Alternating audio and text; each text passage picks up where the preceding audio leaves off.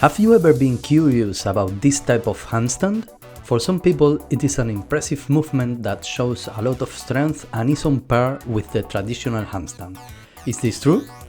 I have recently made some posts about the handstand and I have received some comments telling me that I should recommend this movement as a fundamental part of mastering the handstand.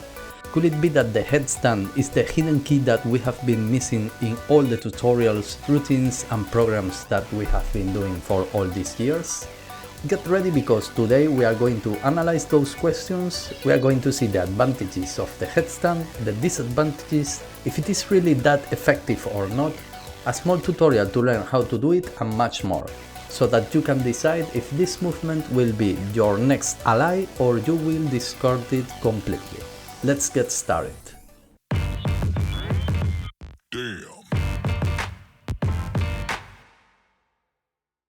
First, let's see what advantages practicing the headstand can bring you. The most important advantage is that it is much easier than the regular handstand.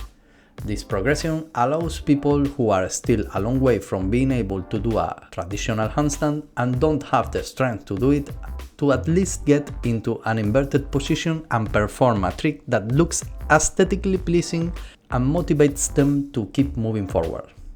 The second advantage is that it teaches you to control your balance with your legs and core, learning to make small corrections and to have enough proprioception to not fall. Now let's move on to the disadvantages, among which I will highlight the differences between controlling a regular handstand and a headstand. You see, as we have mentioned before, in a headstand you mainly use your hips, core and legs to balance your body and stay in the position without falling. However, in a regular handstand you are going to use your fingers, wrists, elbows and shoulders to a greater extent than your hips and legs. In this way we see that one exercise does not clearly transfer to the other. It is not a progression like in other tricks, in which the progressions use the same muscles and patterns as the final versions, but to a lesser extent. Instead, in this case, different patterns are used. I think you should be careful to not settle for doing this version as a progression to get the regular handstand and that's it, because I see it very difficult for you to achieve it this way. Another small disadvantage that the headstand has is the use of cervical vertebrae. In healthy people who do not have previous problems, who are not overweight and who do not repeat this movement too many times a day, there should be no problem. However, if you have ever had cervical problems or if you are overweight, you should be careful or even avoid this exercise. Also, even if you are healthy, you should not do too many repetitions a day, since it is a position that can be compromising for the area. For those who want to learn how to do this movement and do not know how, we are going to see a quick mini tutorial. First, get on your knees on the floor and rest your head on the top of it, placing your hands on the sides and not in the same line as the head, but a little further back. Then lift your knees and hips so that all the weight falls on your hands and head. Give a small, gentle push with your legs to lift them off the floor and control the balance with your hips and legs. Once you are in the position, you can play with different leg movements.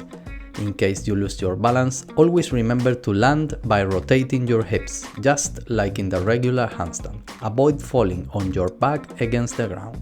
When you are able to do handstand push-ups, you will also be able to lift from this position to a regular handstand. I do not want to forget to mention that there is another variation that is between the traditional handstand and the headstand, which is the forearm variation. In this case, the process to execute it is the same and the advantage and disadvantages are similar, with one more small disadvantage, which is that this handstand forces you to arch your back more to maintain balance. In conclusion, the headstand is a simple exercise that might help you with the regular handstand, but it is certainly not necessary or essential to learning. If you like this exercise and want to learn and practice it, that's great, but if you are only interested in the handstand, there are other more useful progressions that you can do. For more information, I recommend my other videos on handstand, which I will leave on the cards and the final screen, and also the routines and training programs that we have on Calisthenics app, which, by the way, we just released the new updated version that I think you will like a lot and will be very helpful. If you liked this video, give it a like and subscribe, and remember to follow me on social media. See you in the next video.